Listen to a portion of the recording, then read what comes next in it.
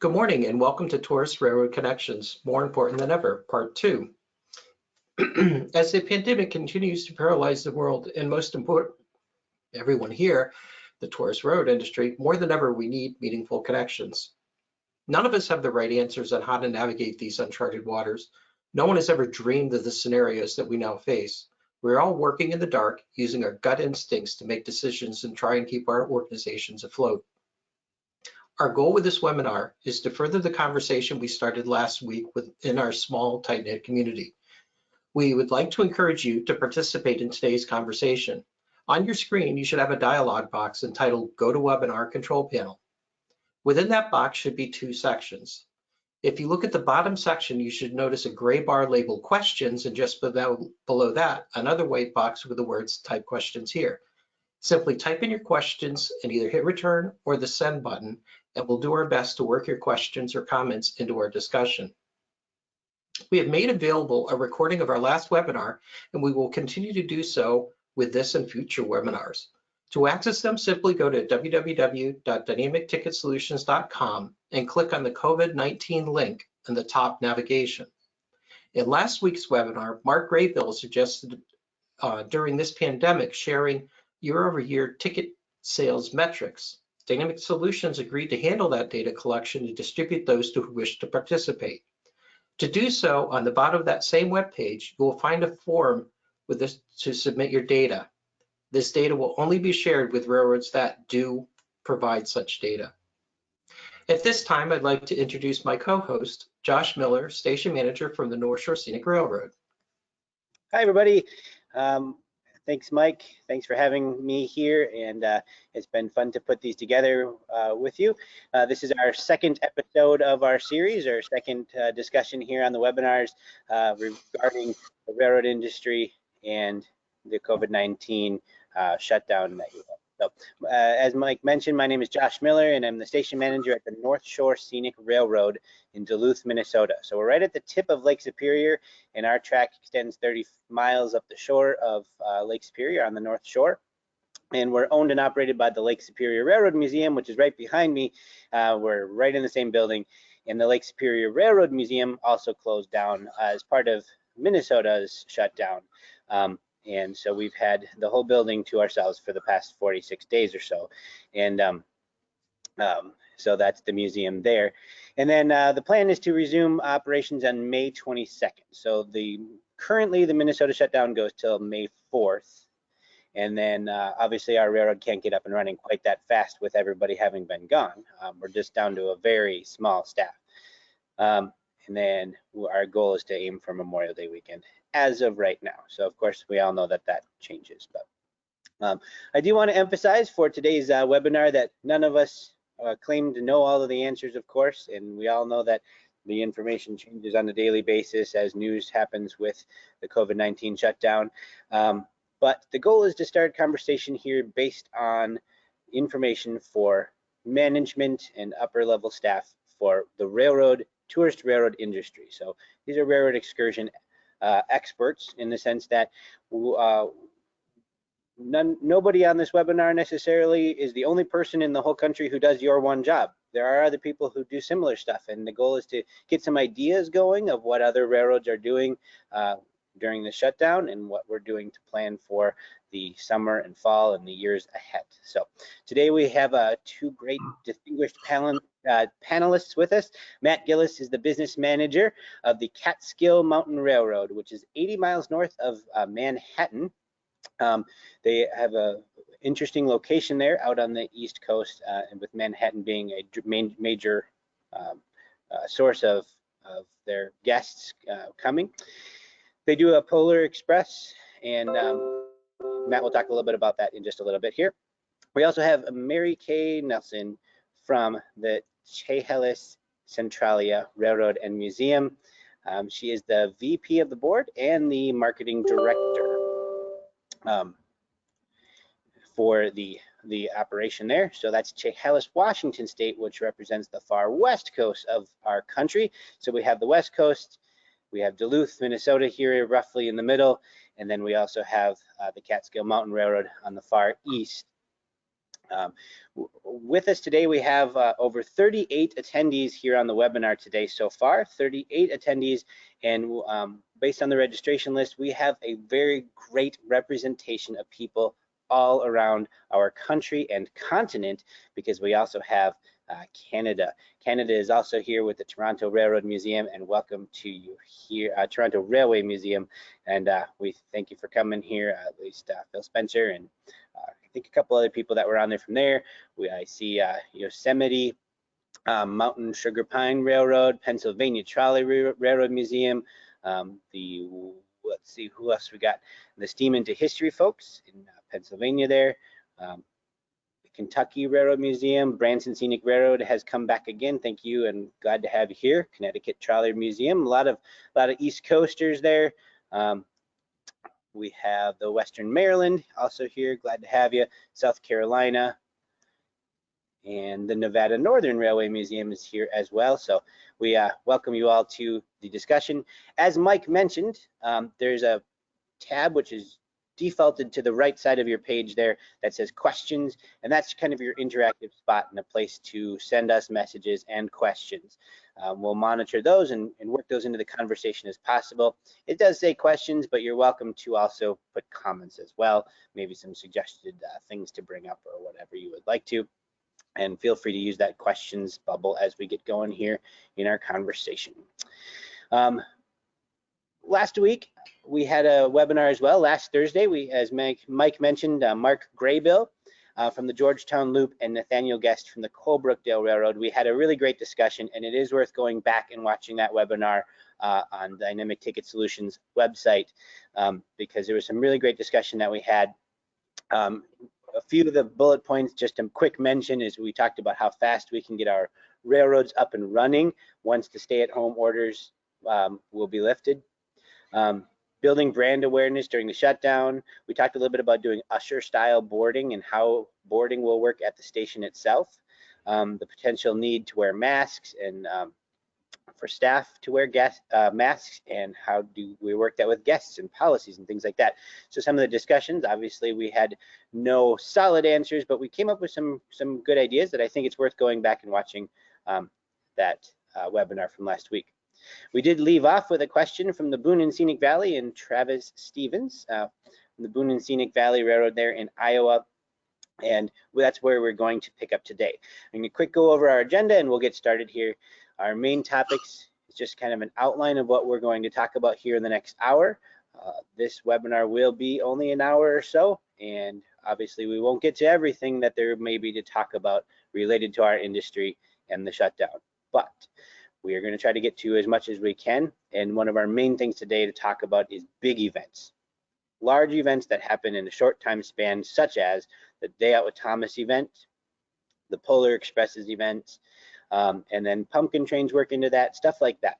So where you may have a dinner train that maybe operates as your special excursion over a course of several weeks in the summer, August or whatever, we're focusing today, at least in the first part, about big events that are very integral to your operation, probably for revenue, and how that's going to work into the new world ahead, or how we think it does.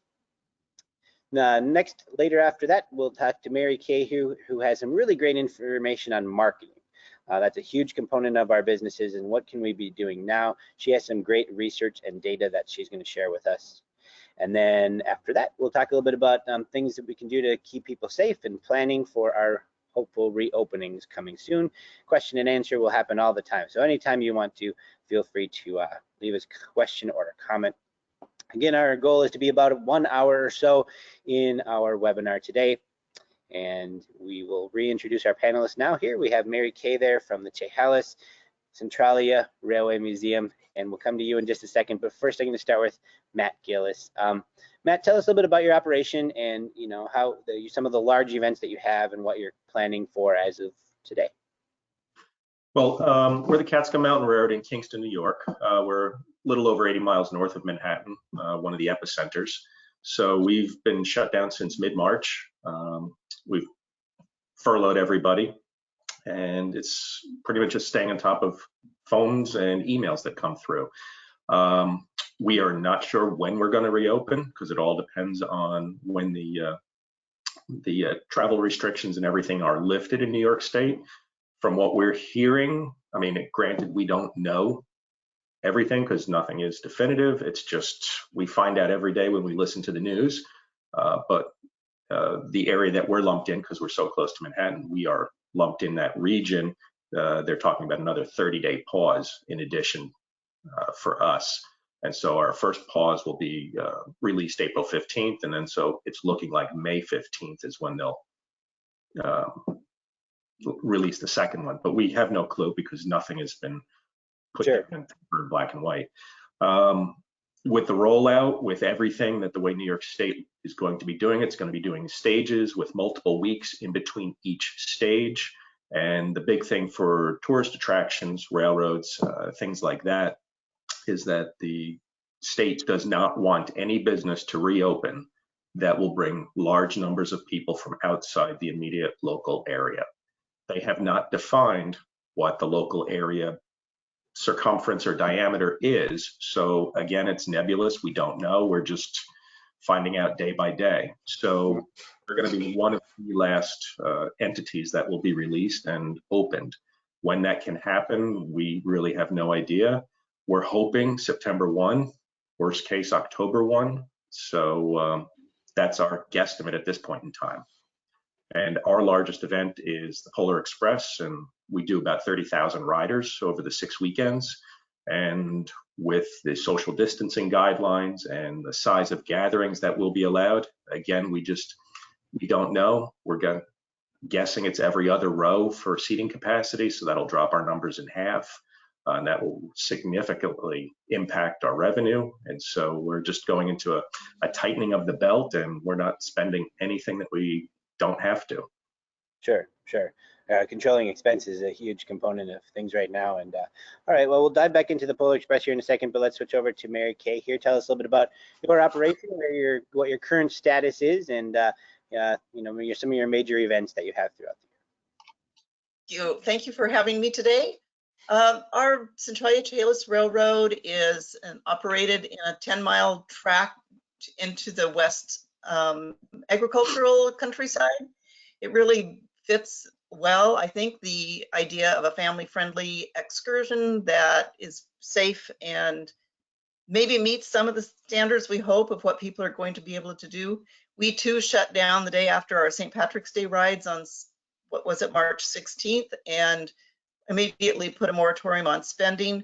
We have been using this time as a board of directors to really ramp up our policies and procedure manuals, our budget, really taking a closer deep dive into the things we can from a distance, because we haven't been on site, but each was working in our home offices, trying to keep up the marketing and making sure we still have a presence on Facebook and making sure our website is intact, doing the things that sometimes we don't get a chance to do because we're busy running the railroad. So that's been an important part for us, is to really do what we can until we know more. Right now, our thoughts are to open up June 1st. If our governor releases that, we too will have to have all the policies in place. So that means we have to work with our crew to make them understand, help them understand why they're being asked to wear masks, why they're asked to keep people distanced. We think we have some things in place that we can do ticketing from an outside window so people don't have to come into the ticket office. Looking at all those things that we think might be required, but we don't know either. We're guessing. And so we're trying to pivot every time we hear news. That means it affects us. If we have to pivot and not open until July 1st, we can do that. But it's certainly a revenue generation loss. So we have to limit our expenses. For sure. Well, let's talk a little bit about planning for those major events. That was one of the key questions from the Boone and Scenic Valley, from Travis Stevenson last week. And I know that they are a big destination for the Day Out with Thomas event, as is Duluth. Both of you, Matt and Mary Kay, do Polar Expresses, which is similar in nature in the sense that, over the course of a few weekends or so, you have a lot of people coming. Has the discussion started for you as far as adjustments to how those events will play out, in terms of what you will do with guests as they come versus maybe how it existed before. I'll let maybe Matt, do you want to take it first? I mean, I know that Christmas is pretty far away, but Yes, we're just going to follow the best practices that our health department and the state put down.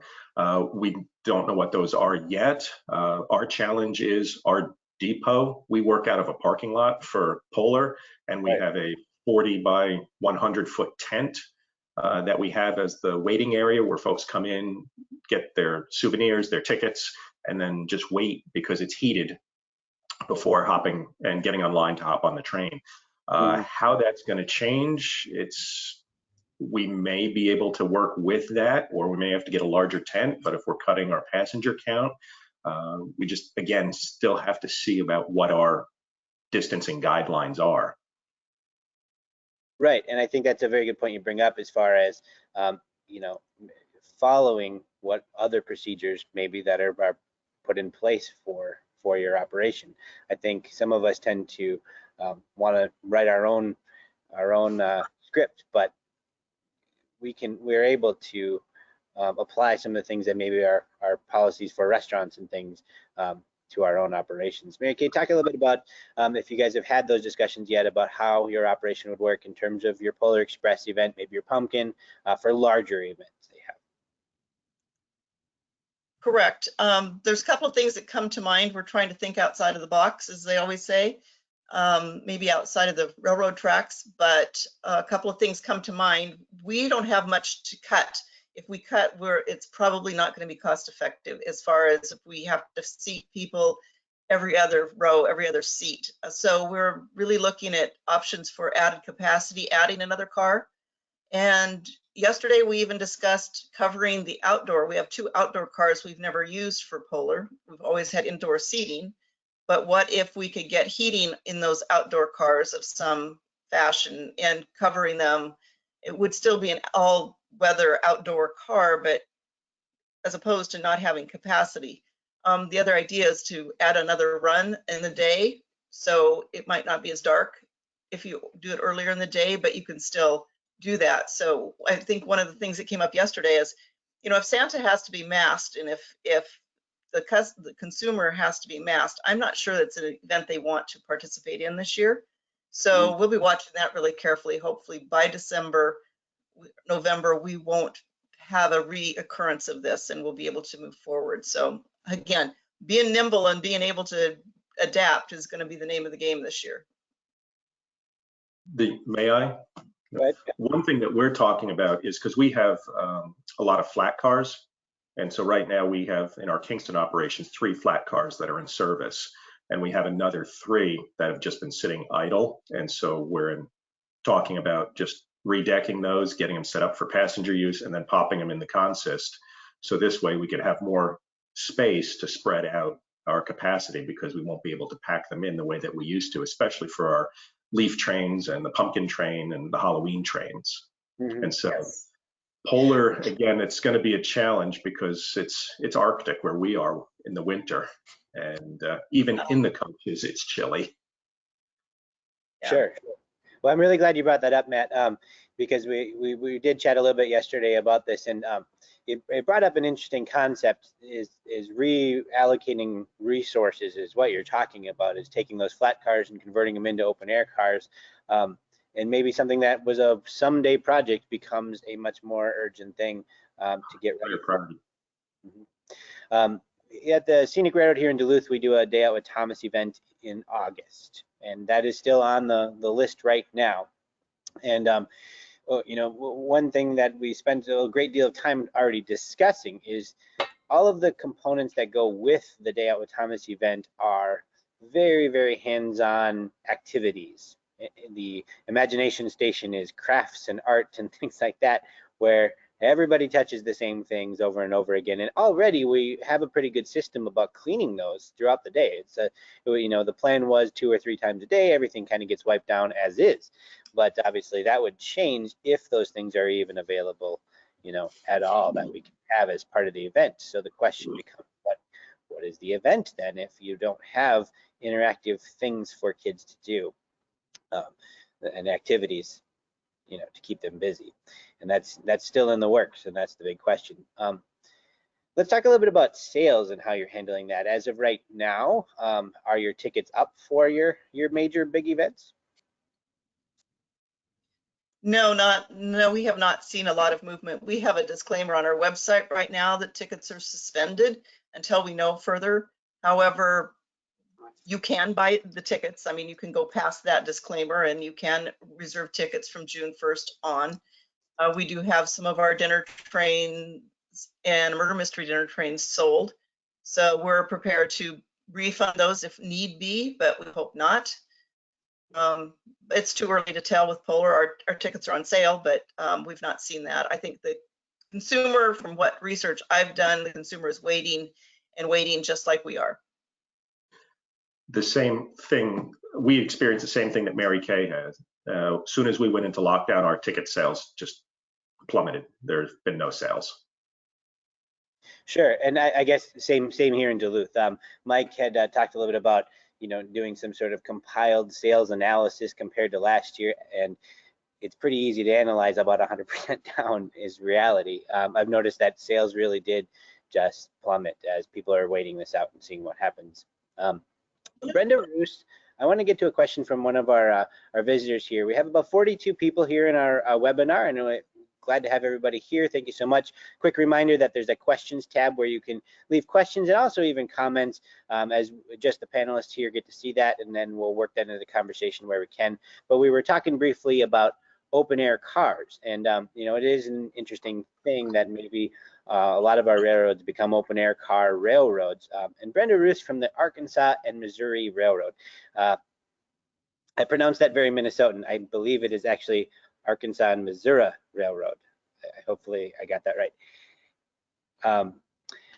Brenda Roos is wondering about the track speed for open air cars, and what the mandated track speed would be for that. I believe it falls into restricted speed, but Matt, do you have any insight on that? Maybe.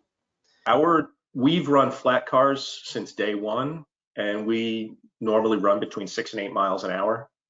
So we're not going to increase speed. If anything, we'll slow it down just to make the ride a shade longer. Sure. And I believe ours is 10 miles an hour is maximum.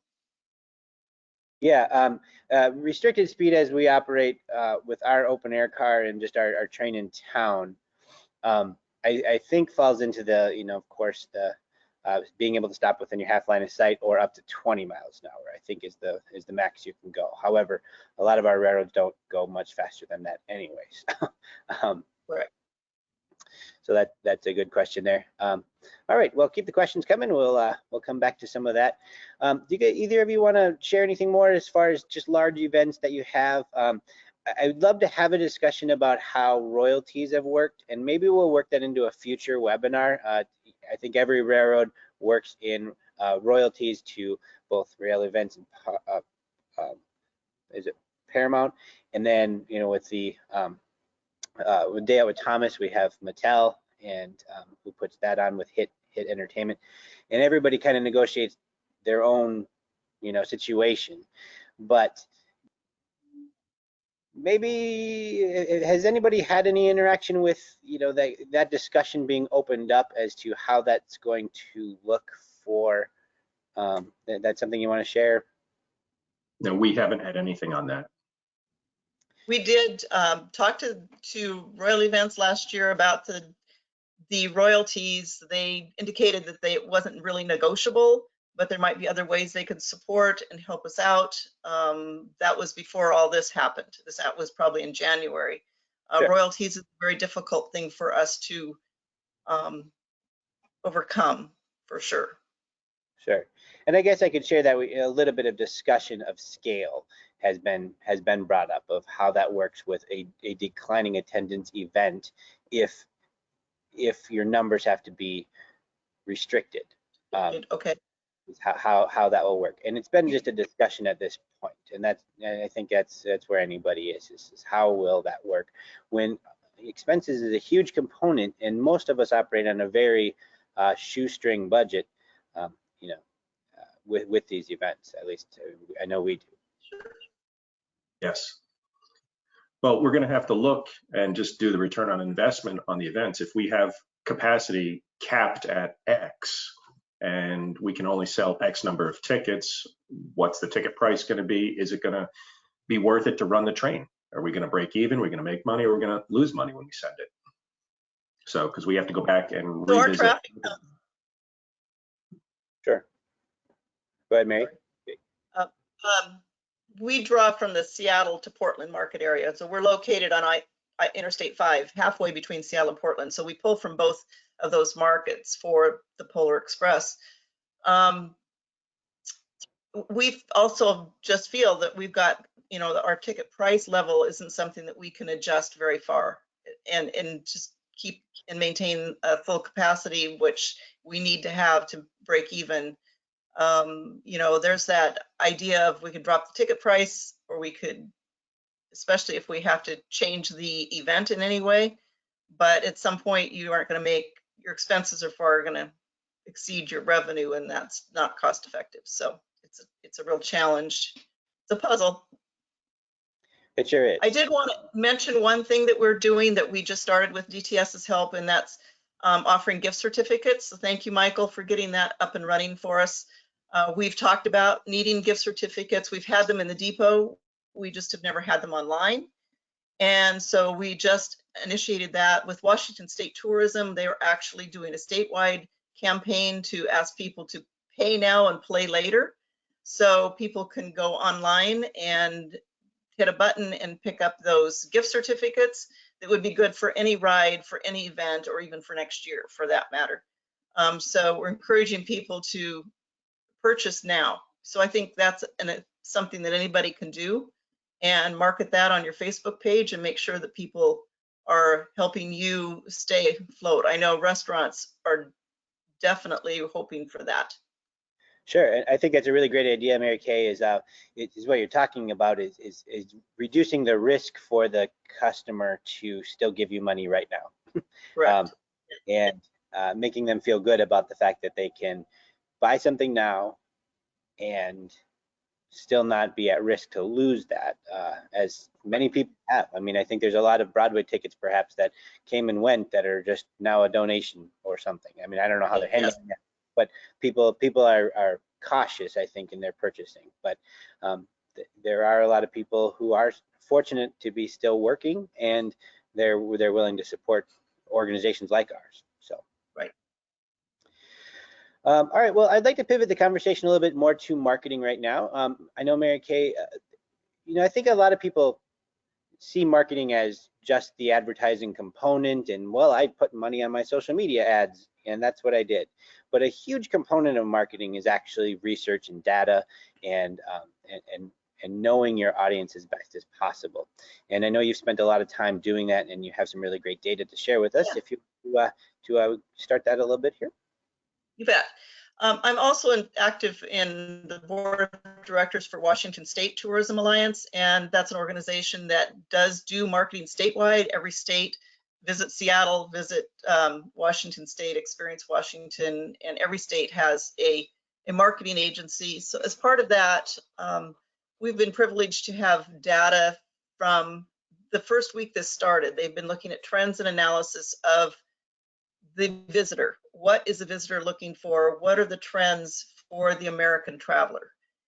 And as you might expect, that became increasingly obvious that they weren't interested in travel, and they were afraid and anxious about travel. It appears that the American travelers are gradually feeling safer about the idea of travel. They're more willing to receive the marketing idea of going places. For a while, I would say 2 weeks ago, we peaked, at which point they weren't interested in leaving the comfort and the security of their own environment. And we know that many of the states, not all states, put home orders, and we're seeing that open up. There's still a personal concern for contracting the virus, and that's still the overarching leading concern of people. They don't want themselves or their loved ones to contract this disease. So overall, on a weekly period, we report and look at that. Well, that's easing a bit. That's still the overlying concern. We also know that travelers are more likely now to postpone a trip is to just out and out cancel a trip. So if they 2 weeks ago, they were just canceling everything, every cruise, every airline. They weren't interested and they were going to put it off till 2021. Now the numbers show that they're more likely to just postpone it and redo it at a later time this year. So that's information that I think is information. Well, They still want to avoid crowd. The money in the Pardon bank account. Well, that involves keeping the money in the bank account. I think Yes. refunding and canceling was the initial trend, but keeping the money in the bank account and postponing is what they're looking at there. Yes, yes. They still want to avoid the crowded destinations. So, you know, that's where our big events come in. Are they just going to want to put themselves in the middle of that? That has not eased. They are more likely to take smaller weekend trips than to commit to a long-term vacation. So if you're in a day's drive market, which helps us because from Seattle to Portland, it's an hour and a half. So they can get here, get back. They don't stay the night. That doesn't help our lodging tax accumulation, which helps funds our marketing, but it does get them on the train and gives them an excursion. But the report states now is still not the time to travel. Travel is still not something they want to do. There's still fear and anxiety connected to travel. But the good news is the trend seems to be going in that direction of feeling more secure. 63% of the residents agree that they don't want travelers coming to their town. So Matt and I were talking yesterday, not only does their communities not want to travel outside to other communities, the communities themselves don't want visitors because many of our small rural communities, which we're one, don't have the resources to take care of large emergencies. We rely on our bigger cities and our hospitals to deal with some of that. So there's supplies that in our stores still aren't fully stocked. So if lots of tourists come to a town and to go fishing or to go if you're bringing in a group for an event and you're taking food off the shelves for the residents that live there. So there's that concern as well. So that has to switch before we really get back to normal. That's an interesting point that you bring up is it appropriate to be traveling is really what that question mark is.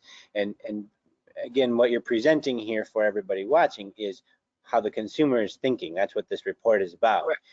This Yes. is what the consumer is thinking, and the question mark in the guest's brain or the future tourist is it appropriate to be traveling in the first place? While meanwhile, local tourism boards are looking at, is it appropriate to be having people come to our town? Right. A lot of the messaging right now, it's Travel and Tourism Week for Washington State is next week. So what does the state do about saying come to Washington State to travel and be a tourist? Because they don't really want to receive that message. So yesterday's meeting was, you know, let's dream, let's have daydreaming go on, let's plan, let's think, let's put a book together of pictures that we want to go see so that when it opens up again, and we know it will. I mean, I'm very much an optimist. I know this is going to recover. What it just means is we've got to plan now instead of execute. And the message isn't come see us, it's come see us when. For sure, for sure. Matt, do you have any thoughts on that, just about that messaging and how guests are thinking, just from a different end of the side of the continent? I know that people out east are much different mindset. Yes, everyone is still on the pause and locked down, and our county, it's our #1 economy is tourism. So we're gonna have some shortfalls in tax revenue this year. With Catskill, almost 90% of our passengers come from the Manhattan and the boroughs. And so that's a large group of people moving upstate to come ride the train and stay in the hotels and eat in the restaurants. And again, we don't know what is defined as local as to how far folks can travel or when they will be able to travel. But we've seen nothing really about the next stages, because they're still trying to figure out when to start the release and start opening things up. Well, one thing I think that is important for us last week we talked a little bit about, making new policies and, rewriting the handbook and so on. And there's that fine line for those of us who are still, who are managers of our railroads, who are the people who are here on this webinar, is how soon to start that. Do we start rewriting the handbook and reapproving it today, or do we slowly start thinking about things that are in there, and how fast to rush to that stuff? One of our questions here from Henry Nicomias, hopefully I pronounced that right, is that they're a largely volunteer operation. I guess I wasn't sure what railroad you were with. Mike, do you happen to know about? I don't know off the top of my head. Yeah, that's okay. He just wasn't on the registration list. But anyway, I want to get to your question here is how to balance with volunteers and staff. There's a slightly different, I don't want to go down the word of liability, but with staff, you have a little bit more control and in adjusting for them. But volunteers, and then of course many over 65 volunteers, how do you balance that relationship of risk of just being out and about and operating with the need to have revenue coming in? And that's the South Carolina Railroad Museum here from Henry. Well, I think that fits. Go ahead. It fits well to describe our railroad. We're an all volunteer organization. We pay a ticket agent. We pay our crew when they're on duty, minimum wage. We're not generating revenue enough to just have staff, full staff. We're also, I don't want to speak for the board, but I think we all fall into that, if not vulnerable, at least population age, that we do have to be considerate and concerned about that. We've always had, they call it the polar flu. We've always had, when Polar Express happens, people get a cold, people get sick. We're dealing with kids. We know that was a problem before this ever happened. So I think we really need to take a look at our sanitation, our cleanliness, our protection, and make our customer confident that we are going to take measures to protect them and to protect our staff. And that's really an important component. I guess, in my opinion, so far of our discussion today, one of the major things that I've gotten out of this myself is just reassurance of the customer and easing the concern and the importance of doing that, both from the point where they purchase the ticket to the point where they arrive for the experience, and once they're riding the train. As far as all of those components, I think especially the moms, if you will, are in the new world are always going to be more cautious to this.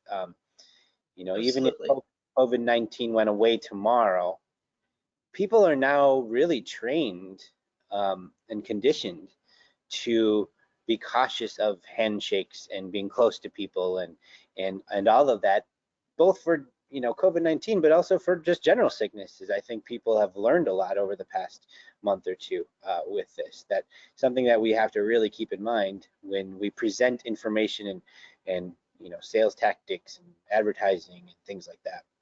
And maybe just putting portable hand washing stations out there, doubling up on that is another thing.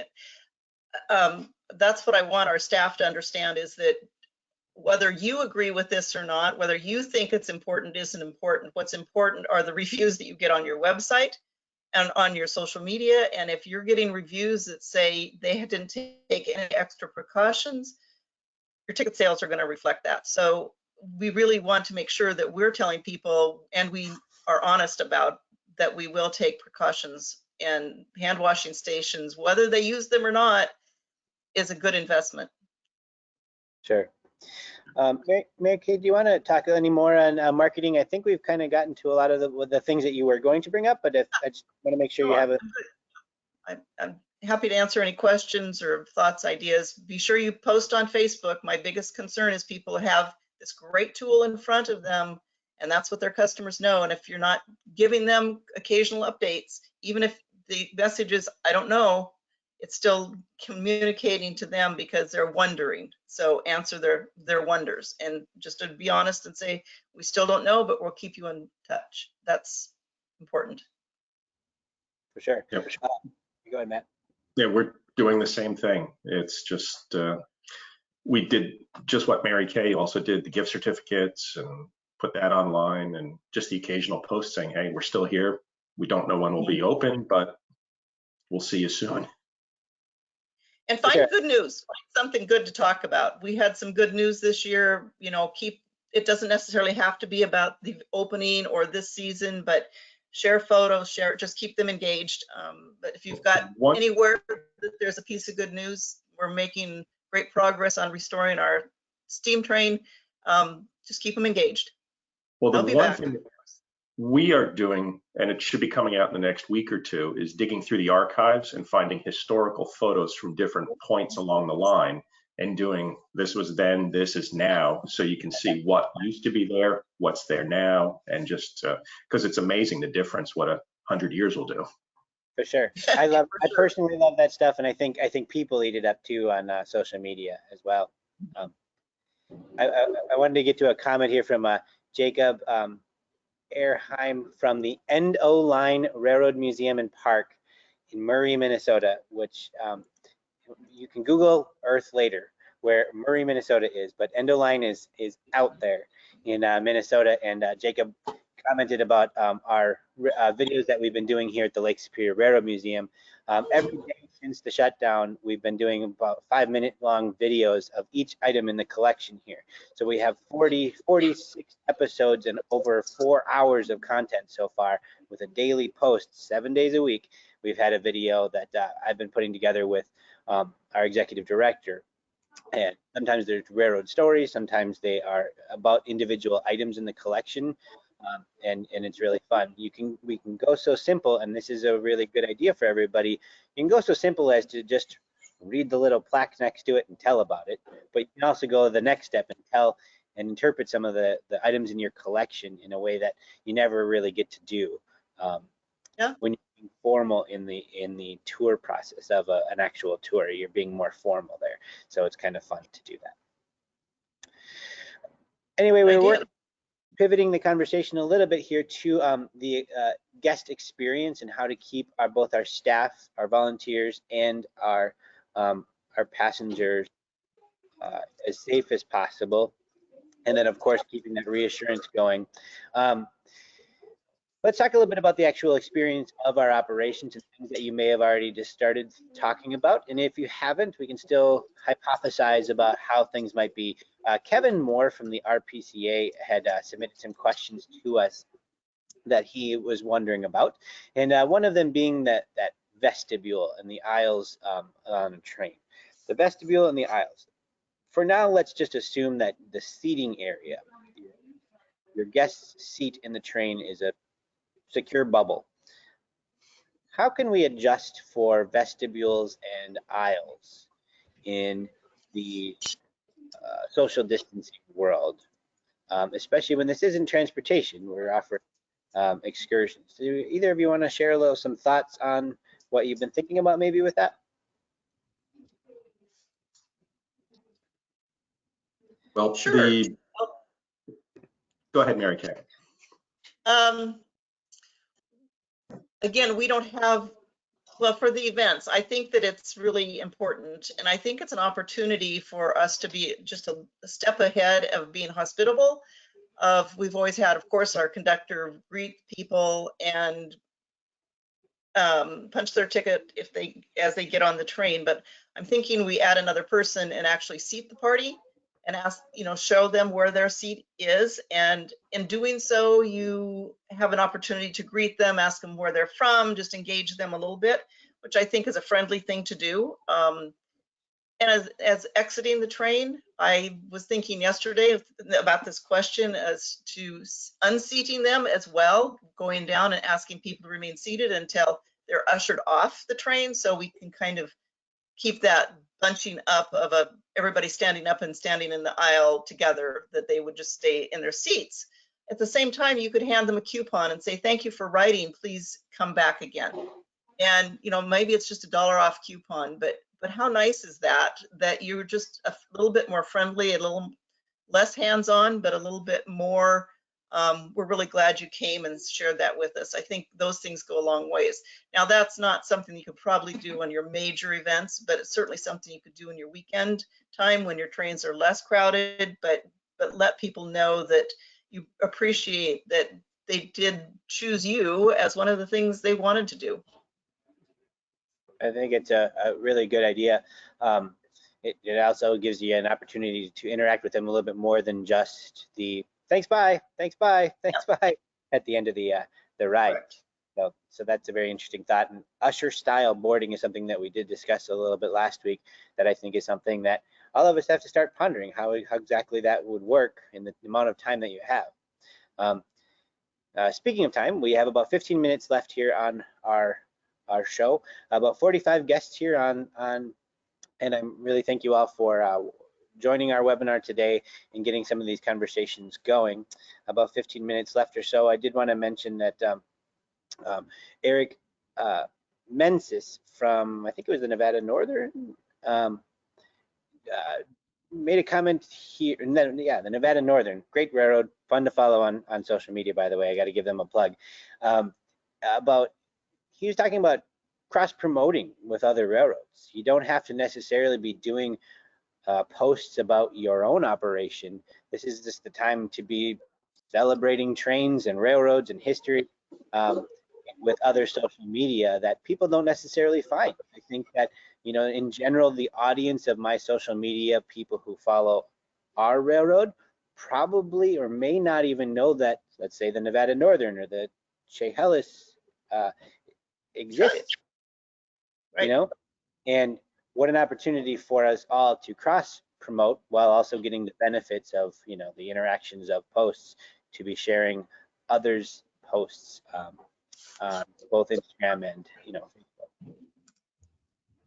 That's a really good idea. What about onboard concessions? So let's talk just a little bit about food. I don't know if we want to dive right into dinner trains and things like that just yet, but we can get there. You had mentioned, Mary Kay, about restricting people getting up at a certain point. How does that work with onboard concessions and or stores that we have on our trains, which may be an integral part of our operation, but also is kind of an essential component of the guest experience, because people, you know, need to eat and drink. Matt, do you want to dabble into that if you started thinking about that? Well, we do not have onboard concessions, so folks can bring their own snacks and water bottles if they want. Sure. Our big talk right now is how is the sanitization, because when you board the train, you have to go through one of our coaches, no matter which direction, to get onto the flat cars at either end. Mm-hmm. And we have a lot of grandparents bringing the grandkids, and some of them are mobility impaired. So as they walk down the aisle, they're grabbing the seat back on each side of the seat to help keep them steady as they're going to the flat car, because the flat cars are the most popular for us. For sure. And so now you've had one person touch 40 out of the 80 seat backs as they're going through that coach to get to a flat car. And so the biggest thing for us are the protocols and what to do. Is it between each run? Is it between the boarding? It's because we have the coaches professionally cleaned, but we have to find out what are the specific cleaners that the government or the health department wants us to use. And that's our biggest discussion right now. And the grab rails, the handrails, all of that stuff, because the number of hands that will touch that just in one day. For sure. Well, and going back to guest reassurance, you know, I think another item for that list would be the visual of seeing those things being cleaned often. Yeah. I think just the visual of people walking around constantly cleaning things is pretty nice. Reassurance for guests in general. Well, our big thing with Polar is we have a professional crew that comes in every morning before any passenger shows up and then just cleans the coaches. But now we're going to have to see if we have to do a different style of cleaning at this point in time because of the new normal. For sure, and ongoing cleaning, of course, too. In general, our coaches and operation is all done by, you know, a group that, you know, work for our operation, but they're here at 5 in the morning and poof, they're gone by 8, 9 a.m. from public site usually, and now they're in different parts and cleaning different things. But there's a tiny part of me that wants to convert that to being a much more public thing, and you know, the cleaning is something you want people to see. Yes. Ivan was, Go ahead. but a question that I had, and I don't know, this may be really down in the weeds, but when our people come to the ticket counter, we hand them out the gold ticket for Polar, Sure. and they take it and the kids play with it, and the kids are all over that. And then you hand it to the conductor who punches it to hand it back. I mean, yeah, maybe that ticket gets handed to them by the conductor at the time he punches it, so that he's handling it before, and it's clean before it goes back to, it even goes to their kids. I mean, that simple change could keep our conductors a little less susceptible. Yes. This is going to be a big year for adjustments. Yeah, certainly a lot for all of us to learn and constantly be adjusting with our operations. Do either, with about 10 minutes left here, do either of you want to talk a little bit about the time you think at which from the day travel restrictions get lifted and the day, let's go with a cure is found, to the day you can start operating? Have you been able to assess, is that tomorrow, or is that at least a month?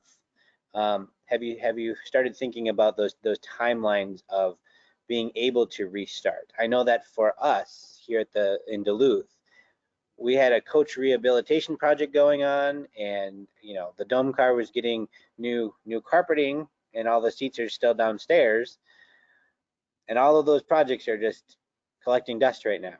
So we can't start. What is that timeline look like as far as and your operation goes, and how are you able to keep that target moving as things progress along? Matt, do you want to take that? We were in the same boat that you were. We had a coach that we started tearing apart in January. All the seats are out of it. The floor's ripped up because we were doing a total floor reinstall. And since March, it's just been sitting there. So what's going to happen is we're just going to cut that out of the consist, and we're going to go mostly flat cars until it gets cold. That's an interesting thought. Yeah. Mary?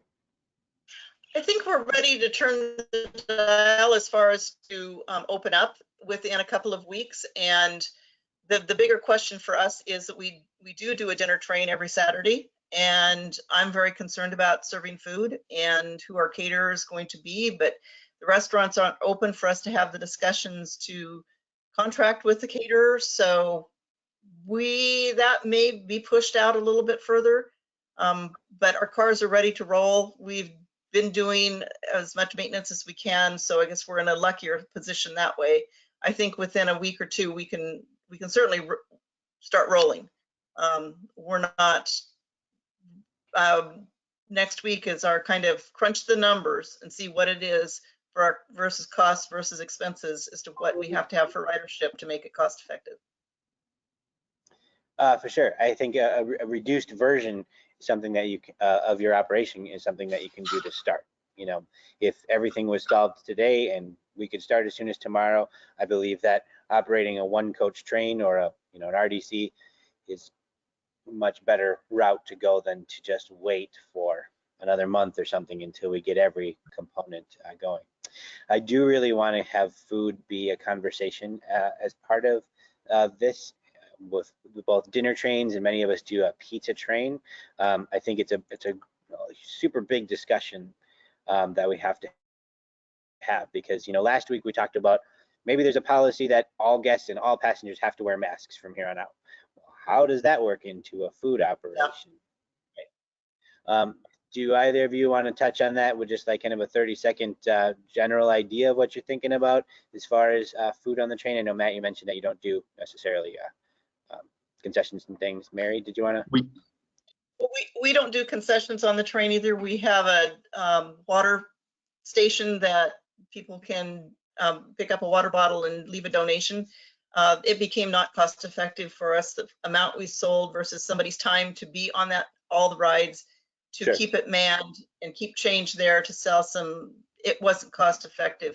I have thought very much about if we're not going to have outside sales ticketing, we may not get people into the depot, which is where our gift shop is, that we do a display on the train that says, you know, this t-shirt is 1A, and you can put in your order here. We'll have it for you in the gift shop when you get off the train, and maybe do a kind of a pickup curbside service so they don't have to go into the depot.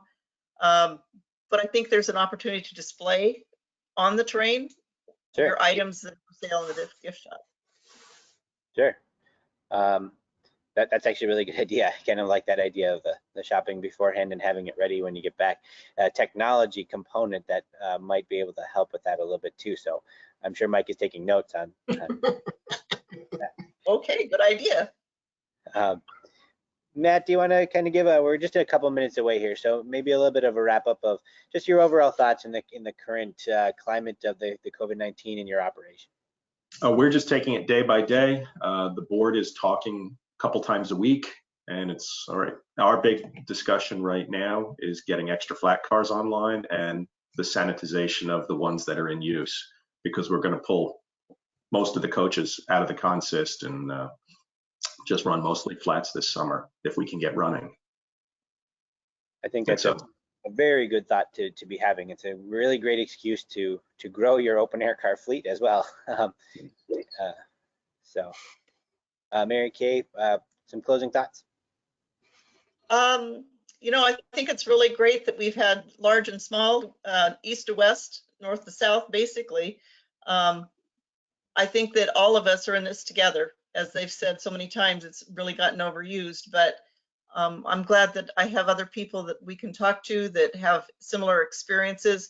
There's not going to be a day, I can assure you, that the President of the United States is going to say, now tourist trains can open up.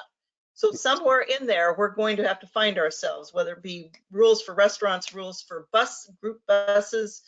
We're probably more like a group bus service in some ways for seating and distancing. So be looking at your counterparts to see what they're doing, because I don't think we're a big enough niche for, you know, a day when the switch is going to be flipped. We're going to have to find it for ourselves and maybe produce plans to our state or to our local public health department that we've done these things. And with that plan, it's a time to plan and say, what are we going to do and prove that we are safe to operate? It's a very, very good point, actually. I really like that. Thank you both for being here with us today on the panel, Mary Kate and Matt Gillis from the, I'm going to get it right, this thing, the Chehalis-Centralia Railroad in Washington. And it's your accent, you know, Chehalis-Centralia is what I say, but I like the way you say it. It works. Thank you, Matt. Thank you, and thank you, Matt, for being here as well from out in New York there. Thanks for having us. Alrighty, and this is a weekly show here, so I'm going to turn it back over to Mike. I want to thank everybody for being here.